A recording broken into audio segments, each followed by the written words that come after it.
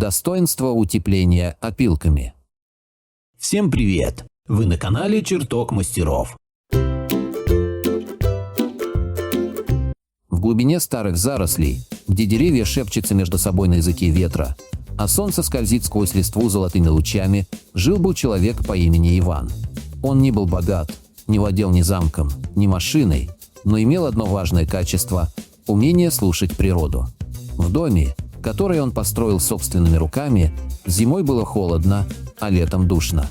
Казалось бы, обычный быт деревенского жителя, но однажды все изменилось. Однажды Иван узнал о древнем, почти забытом способе сохранить тепло в доме, об утеплении опилками. Сначала он воспринял это как байку, сказанную старым лесником за кружкой горячего чая. Но чем больше Иван размышлял, тем больше понимал, если древние люди выживали в суровые времена, используя подручные средства, почему бы и ему не попробовать?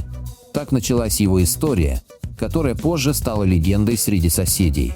С тех пор каждый год, когда первый снег покрывал крыши, в доме Ивана всегда царило теплое спокойствие, даже когда за окном стояли минусовые температуры. Опилки – это не просто отходы деревообработки. Это невидимый щит, который может защитить ваш дом от холода, сэкономить деньги и подарить комфорт. Они легко доступны, экологичны и, что самое удивительное, обладают высокими теплоизоляционными свойствами. Древние строители использовали их для утепления полов, стен и чердаков, создавая уют в домах без современных технологий. Сегодня же мы часто забываем об этом простом решении, выбирая дорогие материалы, которые могут быть не так безопасны или практичны.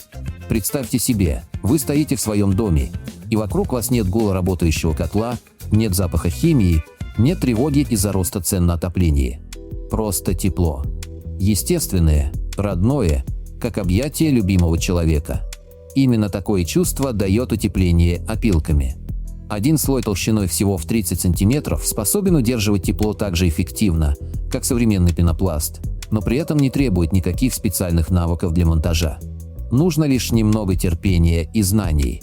Но не надо думать, что процесс этот прост до безрассудства. Многие, кто начинал без должной подготовки, сталкивались с проблемами.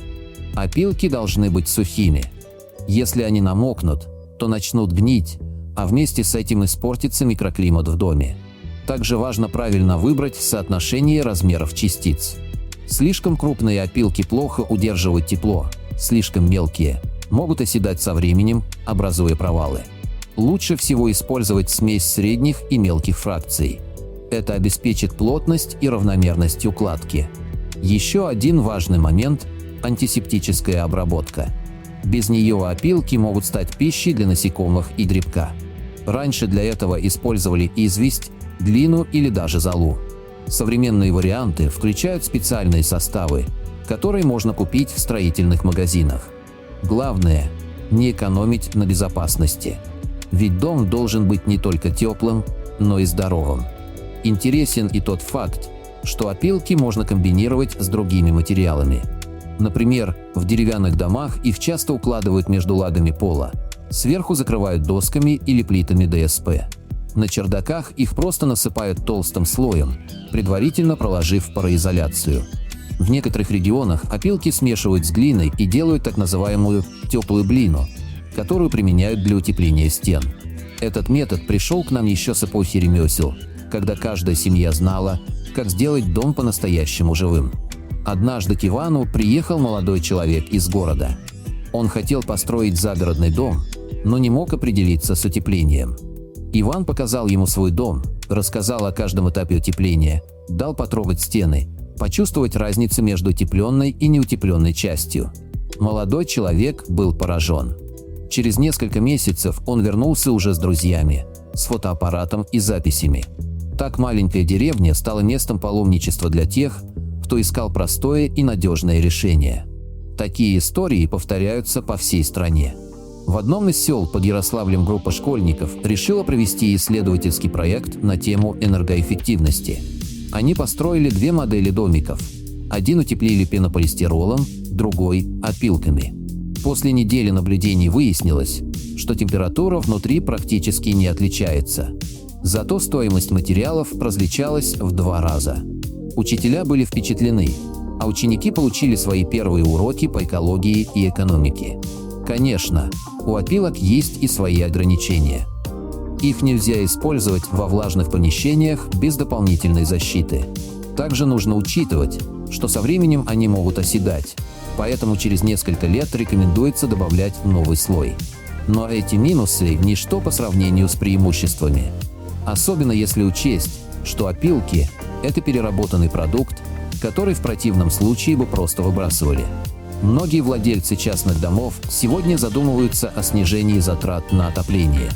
И опилки становятся одним из самых популярных решений. Особенно в условиях роста цен на энергоресурсы. По данным одного из исследований, проведенного в 2023 году, 70% респондентов, применивших утепление опилками, отметили значительное улучшение микроклимата в доме и снижение расходов на отопление на 1/3. Не менее важен и экологический аспект. Опилки – это полностью натуральный материал. В отличие от синтетических утеплителей, они не выделяют вредных веществ, не требуют сложной утилизации.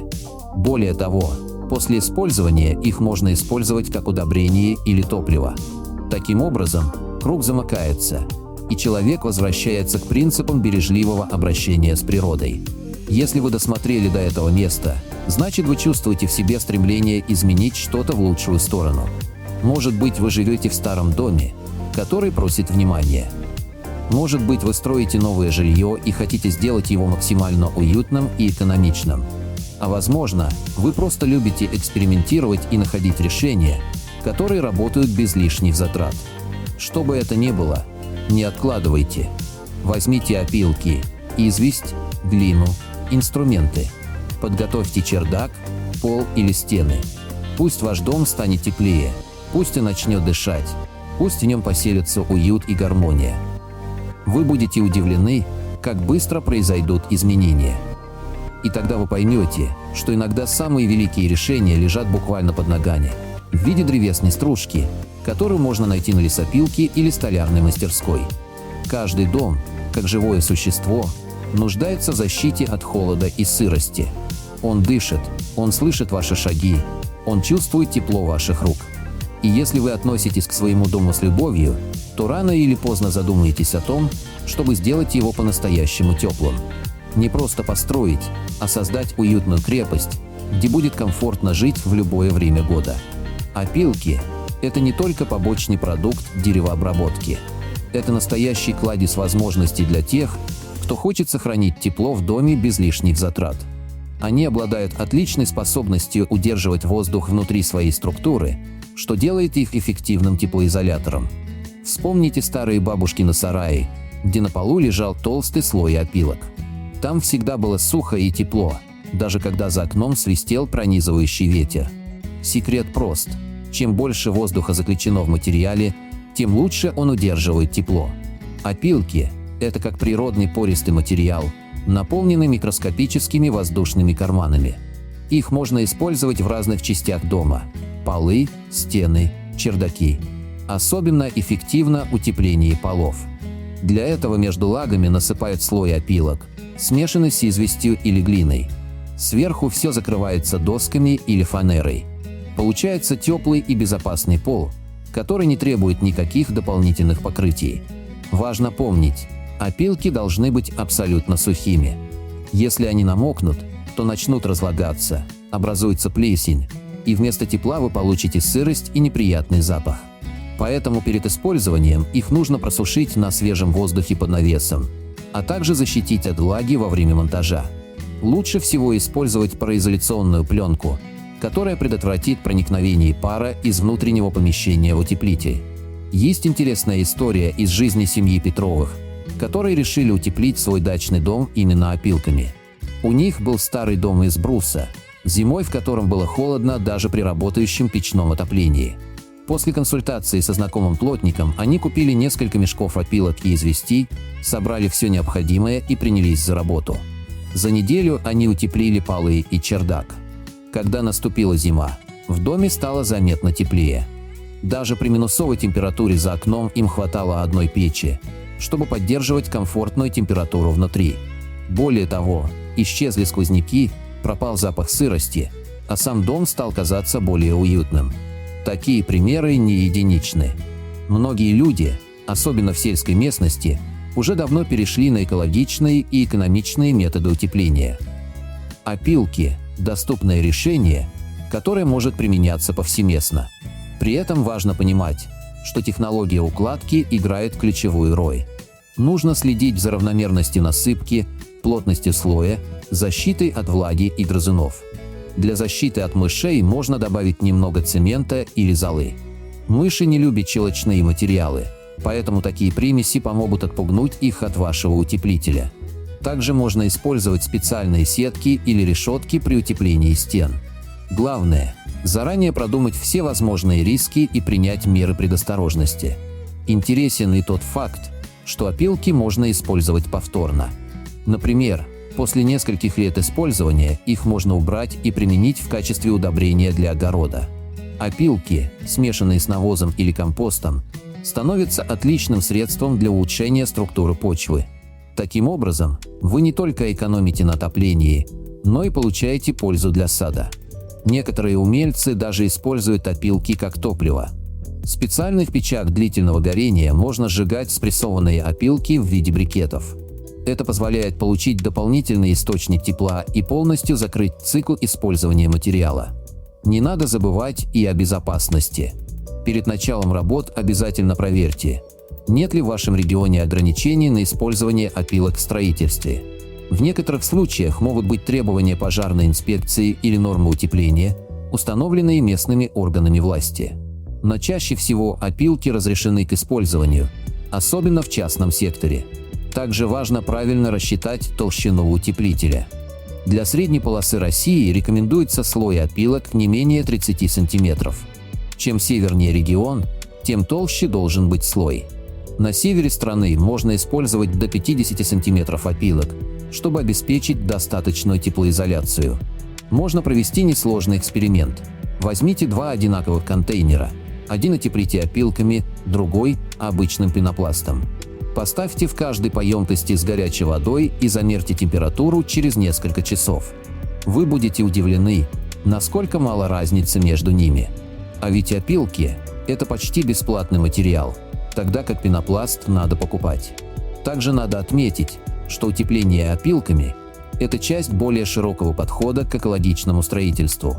Люди, которые выбирают этот метод, часто переходят на другие натуральные материалы – глину, солому, камыш. Это позволяет создать дом, который дышит, который гармонично вписывается в природу и не причиняет вреда окружающей среде. Если вы живете в городе, то найти опилки тоже несложно. Обратитесь в столярные мастерские, деревообрабатывающие предприятия, рынки стройматериалов. Многие компании готовы отдать опилки бесплатно или за символическую плату. Так вы не только получите качественный утеплитель, но и поможете снизить объем отходов на производстве. Помните, что утепление – это не разовый процесс. Со временем любой материал теряет свои свойства. Поэтому раз в несколько лет надо осматривать утеплитель, при необходимости добавлять новый слой, менять пароизоляцию, проверять состояние конструкции. Итак, если вы хотите сэкономить, сохранить тепло и при этом заботиться о природе, попробуйте утеплить свой дом опилками. Это простой, доступный и проверенный годами способ. Он не требует сложных инструментов, профессиональных знаний или больших финансовых вложений. Зато результат вы почувствуете сразу в виде тепла, уюта и уверенности в завтрашнем дне. Пусть ваш дом станет островом тепла и гармонии. Пусть в нем будет так хорошо, что расставаться с ним не захочется даже летом.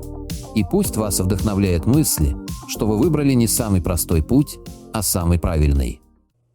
Надеюсь, вам понравилось это видео. Напишите в комментариях. Подписывайтесь на канал и включайте колокольчик.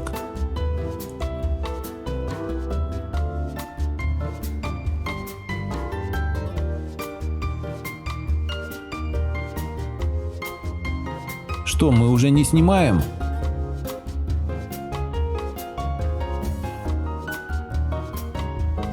Заходи к нам почаще.